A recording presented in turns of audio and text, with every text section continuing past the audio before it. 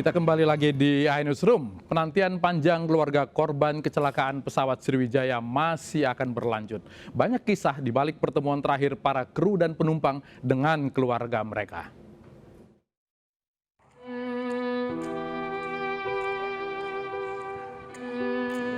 Hari ketiga pasca insiden jatuhnya pesawat Sriwijaya Air SJ182, pihak keluarga korban berdatangan ke Crisis Center Bandara Internasional Supadio Pontianak, Kalimantan Barat. Salah satu keluarga korban atas nama Mulyadi meninggalkan posko Crisis Center Bandara Supadio Pontianak, Kalimantan Barat usai diambil sampel DNA. Sampel DNA yang diambil berupa air liur dan darah. Selain diambil sampel DNA, keluarga juga menyerahkan data antemortem penumpang. Tim DNA Polda Kalimantan Barat sudah mengambil sampel DNA 10 orang yang merupakan keluarga dari penumpang Sriwijaya Air SJ182. Sampel darah tersebut akan dikirim ke Mabes Polri untuk proses identifikasi. Gubernur Sulawesi Selatan Nurdin Abdullah menyambangi rumah orang tua kandung Riko Mahulete di perumahan Puri Asri, Kecamatan Tamalan Rea, Kota Makassar, Sulawesi Selatan. Selain memberi ungkapan bela sungkawa, Nurdin Abdullah juga memberikan santunan kepada ibu kandung korban yang diharapkan dapat meringankan beban pasca insiden. Riko Mahulete menjadi korban dari jatuhnya pesawat Sriwijaya Air SJ182 saat hendak bertolak ke tempat kerjanya di Pontianak, Kalimantan Barat dari Jakarta. Riko meninggalkan satu orang anaknya yang masih berusia 6 tahun 3 bulan.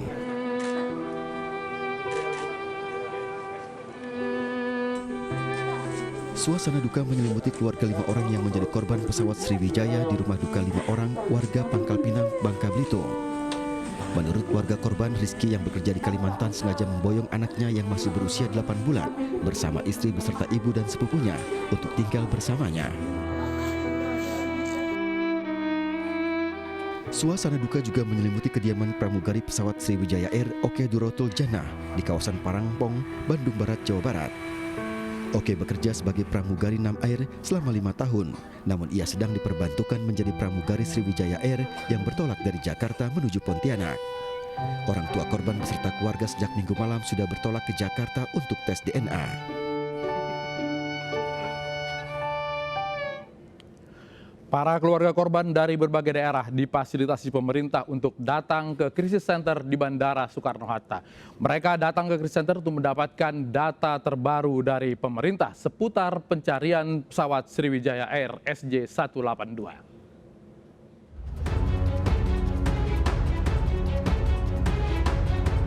Sejak dibuka pada 9 Januari 2021, Posko Crisis Center Sriwijaya Air SJ182 di Terminal 2D Bandara Soekarno-Hatta, Tangerang, Banten sudah menerima 47 laporan anggota keluarga.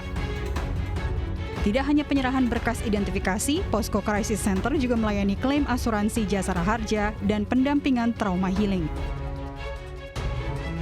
Sore tadi, Menteri Perhubungan Budi Karya Sumadi, Kepala Basarnas, dan Ketua KNKT mendatangi Bandara Soekarno-Hatta, Tangerang, Banten terkait pencarian korban Sriwijaya Air. Selain menyampaikan duka cita kepada keluarga korban, Menteri Perhubungan juga menemui keluarga korban jatuhnya pesawat Sriwijaya SJ182. Kami mengadakan pertemuan dengan keluarga korban untuk menyampaikan upaya-upaya pemerintah memaksimalkan usaha pencarian, memberikan instruksi pada pihak-pihak diantaranya Sriwijaya dan Jasara Harja. Keluarga korban yang datang ke Crisis Center di Bandara Soekarno-Hatta bukan dari Jakarta dan Pontianak saja. Ada juga dari beberapa daerah lain seperti Jawa Tengah, Bangka, dan Bandung. Menteri Perhubungan juga memastikan pencarian dan evakuasi jatuhnya pesawat Sriwijaya SJ182 akan dimaksimalkan.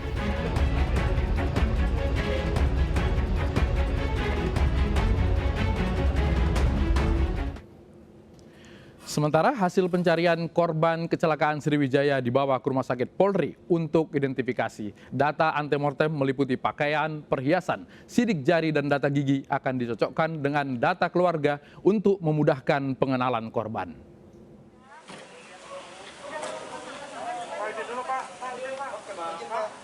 Hingga saat ini sudah sekitar 16 kantong jenazah berisi hasil temuan terkait jatuhnya pesawat Sriwijaya Air 182 ke Rumah Sakit Polri Kramat Jati, Jakarta Timur. Nantinya hasil temuan tersebut akan dicocokkan dengan data antemortem, yaitu data fisik dan medis sebelum korban meninggal dunia, dan data postmortem, data fisik yang didapat tim DVI setelah korban meninggal. Dua data tersebut biasa digunakan untuk mengidentifikasi korban kecelakaan. Yang pertama adalah pengumpulan data antemortem, yaitu data fisik dari korban sebelum korban meninggal dunia. Nanti akan dicari data umum antara lain nama, umur, berat badan, tinggi badan, pakaian, ataupun aksesoris yang digunakan terakhir oleh korban. Selain itu juga data medis sebelum korban meninggal dunia, antara lain warna kulit, kemudian juga warna dan jenis rambut, golongan darah, maupun tanda-tanda spesifik yang ada pada korban.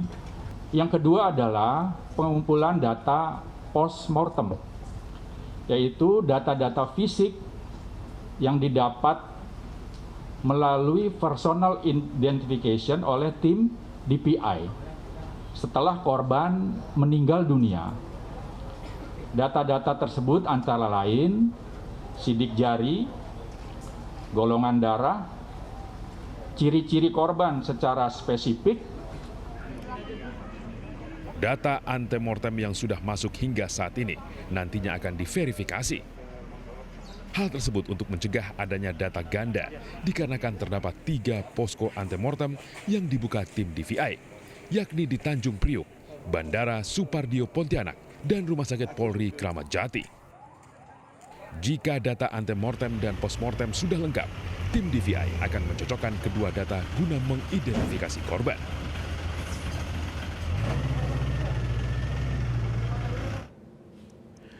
Sampai sore ini sudah ada korban yang berhasil dikenali berdasarkan data antemortem dan postmortem.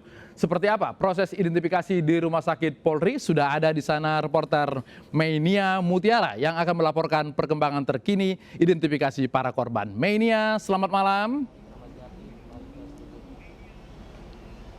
Selamat malam Latif dan pemirsa. Perkembangan informasi dari Rumah Sakit Polri Kramat Jati, Jakarta Timur berdasarkan pernyataan resmi dari tim Inafis Polri pada pukul 17 waktu Indonesia Barat tadi, menyatakan bahwa telah berhasil mengidentifikasi satu jenazah atas nama Oki Bisma yang merupakan pramugara atau awak kabin Sriwijaya RSJ 182 yang berjenis kelamin laki-laki, dan proses dari identifikasi tersebut berhasil ditemukan berdasarkan data Dukcapil yang diperoleh dari sidik jari di KTP elektronik. Dan proses identifikasi juga masih terus berlangsung dengan pencocokan atau rekonsiliasi dari data antemortem dan postmortem yang nantinya akan diperbaharui lagi informasi terkait proses identifikasi. Sementara pada sore tadi sudah ada total 17 kantung jenazah yang datang di pos postmortem di Rumah Sakit Polri Kramat Jati ini yang berasal dari Pelabuhan JICT Tanjung Priok, Jakarta Utara. Hingga kini kami juga masih terus menanti dan melihat adanya keluarga korban yang datang ke pos antemortem untuk memberikan data umum, baik itu dan juga data rekam medis, dan data-data dari keluarga korban sangat dibutuhkan oleh tim DVI atau tim Inafis Polri untuk mengungkap identitas dari jenazah korban jatuhnya pesawat Sriwijaya RSJ 182. Latif. Oke, Meinia, kami tunggu laporan Anda yang terbaru dari Rumah Sakit Polri seputar identifikasi dari korban Sriwijaya. Terima kasih. Dan pemirsa, jangan kemana-mana, kami akan berdialog seputar penyebab kecelakaan pesawat Sriwijaya.